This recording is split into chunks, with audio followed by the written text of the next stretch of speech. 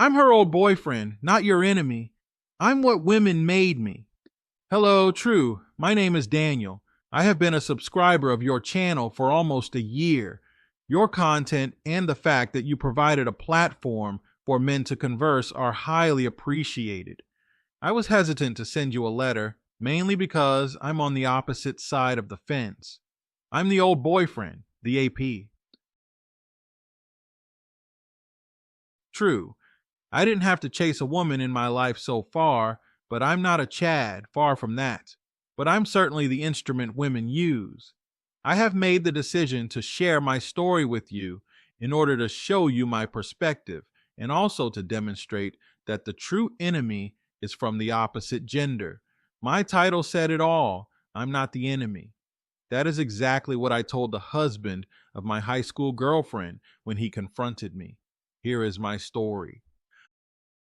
Ironically, I came from a good family. I have two older sisters, 2 and 1 years older than me. My parents have been married for more than 30 years and are still together, still going strong. What I always wanted in life was a relationship like my parents had, and the kind of family I have grown into. Life was more complicated than that for me. In fact, my life changed the summer I turned 16. I didn't know anything about girls at the time. Never had a girlfriend, never kissed a girl, but I was confident around them. Mainly because I had sisters, and they always had girlfriends at our house, so I knew instinctively how to be around girls, and talking to them was no big deal. So, I looked confident, even if I was innocent and didn't know what was going on. It was also partly because I was beginning to look good, if I can say so myself. I was beginning to attract female attention, being almost 6 feet at 16, with an athletic body and still with my boyish look. Today, I look the same, a bit taller and mature. I didn't do anything to improve myself. I was just born this way, thanks to my parents' genetics. At that time, my parents had a small vacation house near a lake, which was only 45 minutes away from the town. We used to spend summer vacation there, me, my mother, and my sisters. Although he was working, my father managed to stay with us for most of the time. Usually, he and my mother leave on Tuesday morning and come back on Friday evening with the takeout food. Sometimes my sisters had friends over, girlfriend. My older sister had a friend called Ember. She was 19 at the time and was gorgeous. That was not the first summer vacation where she was taking some time with us, but this time it was different. She noticed me. We were taking some time apart and it happened very fast. We began to kiss and things escalated from there. For almost 2 months we were intimate almost every day. In the woods, on the boat, in the house, in the cars, anywhere we could. I was madly in love with her, or so I thought. At the end of the summer, she returned to college and told me that it was nice, but it's over. I was too young to be her boyfriend, period. I was devastated, and it is probably the exact moment that I started to hate women. I have given her all my love, and she rejected me without a second thought. I swear to myself that I will never again be in this position. At school, everything changes for me. I quickly became one of the most popular guys. Word had spread that I had nailed a 19-year-old during summer, and magically all girls were hitting on me and wanted a taste of the beast. I had dated them and had asterisk X with most of them, but I was not letting any of them have my heart or a part of me. I remained free. None were my girlfriend. In fact, I could not see them as sincere and genuine. They were all manipulative in some way. They were using me for trills or maybe to boost their body count. I don't know, but they certainly were not in love with me. But I didn't care at the time. To be honest, I was fine with that. They were using me. I was using them also. Not only physically, but financially. I accidentally developed a way to make the girls pay for the date. When a girl that I had little interest in asked me for a date, I always responded that I would love to take her on a date, but that I have no money. She immediately said that she had some money and we could go. It never failed, and that became my general response to girls. So for the rest of my high school years, I did not pay a single dollar for a date. Well, there was one exception. Lynn, the last girl I have dated in high school. She was very pretty and reserved. A really nice girl, shy and soft-spoken.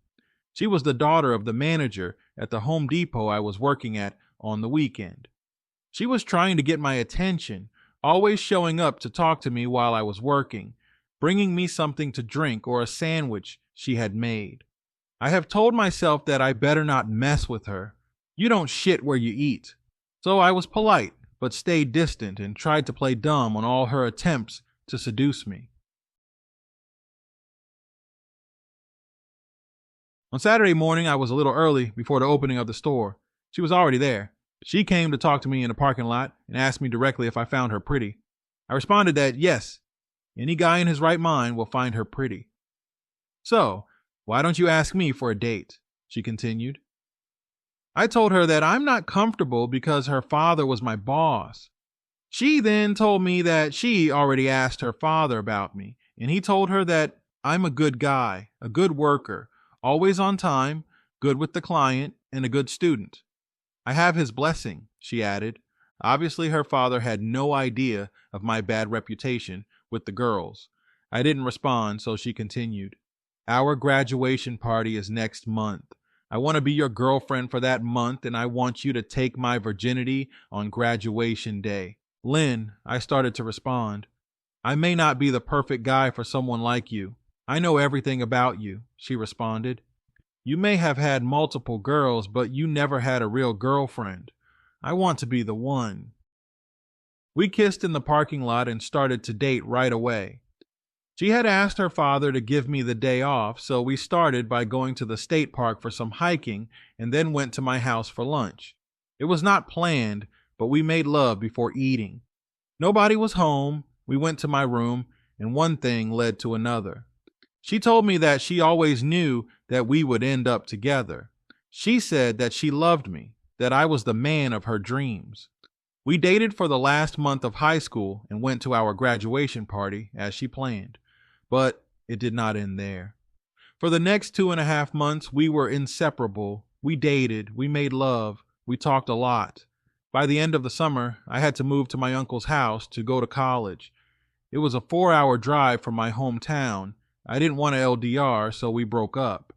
She keeps saying that we can still be together on holidays and vacations, and that she will wait for me. I stood my ground, told her that if we are meant to be, life will find a way. College was a fresh start for me. No more bad reputation, no more hookups with different girls. Sure, I had a couple of flings, but my primary focus was my education. Lynn and I got together a couple of times when I came back home, but it eventually faded away. Fast forward to my last year, I was dating a nice girl named Mila. I was serious. She was my girlfriend. I was thinking about settling, getting married, having a family, that sort of thing. I was not ready to propose yet, but I thought she could be the one. Again, it didn't work as I expected. I don't know if I should tell that part. It is not linked to my main story, but it could help to understand me better. Feel free to edit if you want. So, after graduation, I was supposed to start an internship at my uncle's firm, but I wanted to travel before. I had booked a 13-day package tour of Portugal and Spain, a dream vacation. My girlfriend had no money for the trip. She still has her last year to do and could not afford the cost. I decided to pay for her. Yes, I know, a major simp move, but at least it was the only one I have made. I figured that it would be nice to have someone with me, and she will probably be my wife one day, so it is okay. So right after my graduation, we went to Portugal. We arrived in Porto, stayed for 2 days, and took the train to Lisbon. We were there for 4 days and took the train again to Seville. It is there that shit hit the fan. We were supposed to stay there for 3 days, but on the second day, my girlfriend hit me with an unusual request. She told me that the trip was a dream come true for her, and it helped her to understand herself better. It helped her connect with her true self. I was feeling that it sounded like a breaking up statement and only told her that I'm glad it was so intense for her. She continued saying that she needed to take a week more to find her true self.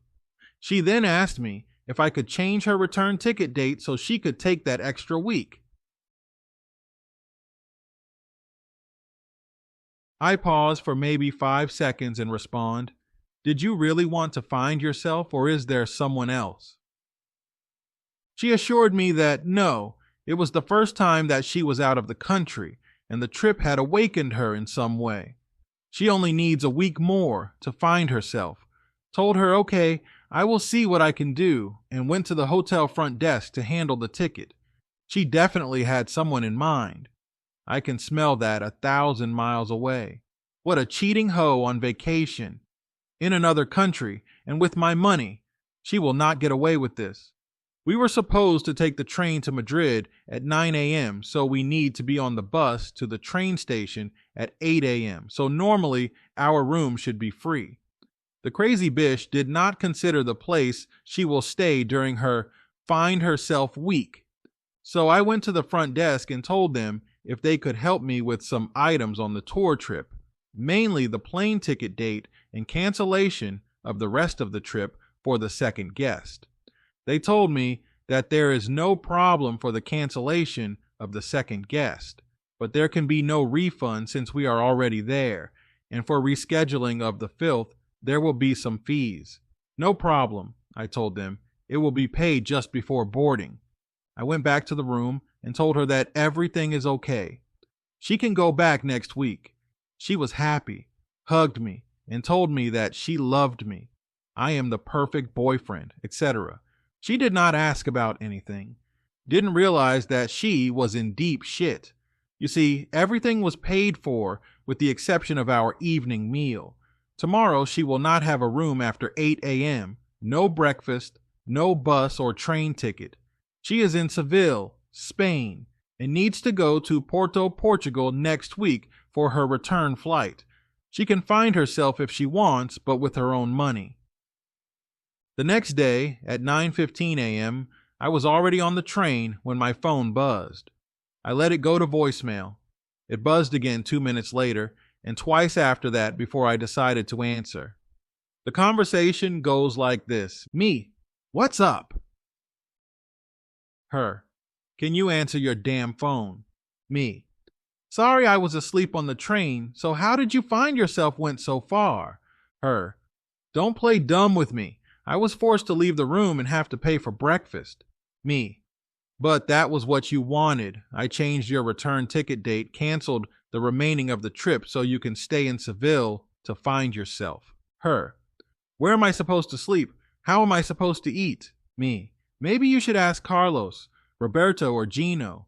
Her, what are you talking about? Me, I'm talking about the guy you're supposed to find yourself with during that week. He should be the one paying for it. Her, Daniel, I swear there is no one. Me, I'm no fool. There is someone, and I bet that you met him on the second day in Seville. I had too much to drink the night before and stayed in bed till about 11 a.m. That's when you go out and meet him. Enjoy your finding time. You're not my problem anymore. I didn't block her at first. It gave me some kind of satisfaction. Revenge was sweet, but when her mom and dad started to phone me, I had to cut every one. I told them that their daughter was planning to cheat on me and blocked them. I had a blast for the 5 remaining days of the trip, 4 in Madrid, and the last back to Porto for my return flight. When I returned home, I was so disgusted by women that I could have joined a bunch of monks in Tibet. I have turned away from my questionable behaviors, tried to be a nice man, got myself a real girlfriend, almost a fiancé, and I was dumped again. The worst is, I was able to have 3 different women while I was in Madrid. It doesn't pay to be a nice guy. I have learned after that my now ex-girlfriend had returned earlier. She probably got some money from her parents. She tried to reach me, but I had blocked her everywhere. I was in that state of mind when Lynn reached out to me. She said that she would be moving to my city and wanted to catch up. I met her at a Starbucks on campus, and it didn't take long for us to do more catching up in private. Everything clicked into place. It was like we were always together the whole time, except it was better. Of course, better sex, she was literally starving, but better communication also. She was going back and forth between my hometown and my uncle's house. 1 month into our reconnection, I got a phone call from an unknown number. "Hello," I responded. "Who are you?" said a man's voice. "You are the one calling me. You should tell me who you are first," I responded. "I'm Lynn's husband. Who are you, you freaking bastard? Don't tell me that you didn't know she was married. You are screwing my wife, you low-life piece of crap." That's when I told him that I'm her old boyfriend, not his enemy, and that I really didn't know she was married. Women like to play that sort of game. We talked for about an hour. I told him in the end that it is over with Lynn. I don't want to be responsible for the breakup of their marriage. I texted Lynn immediately after the call and told her that I know and it's over.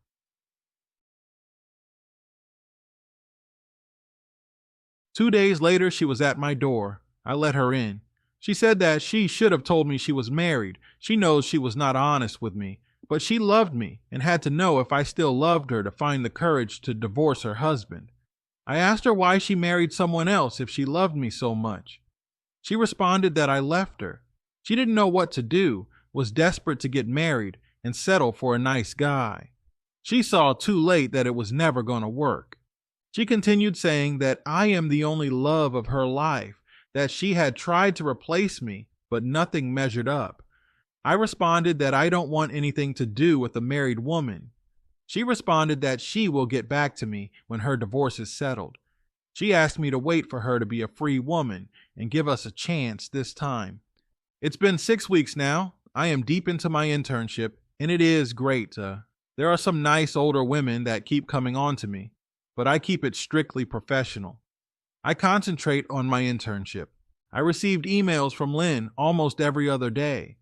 I don't know if she really loves me. Hell, I don't know if I love her. I am the ultimate paradox, a man that has no problem finding women, but cannot find a single good one. What am I supposed to do now? Take a chance with Lynn. Is it real love? I don't know if there is hope for us. I don't know if something good can come out of this situation. If someone can give me some advice, it will be appreciated. Do you think that Lynn and I could make it in the future?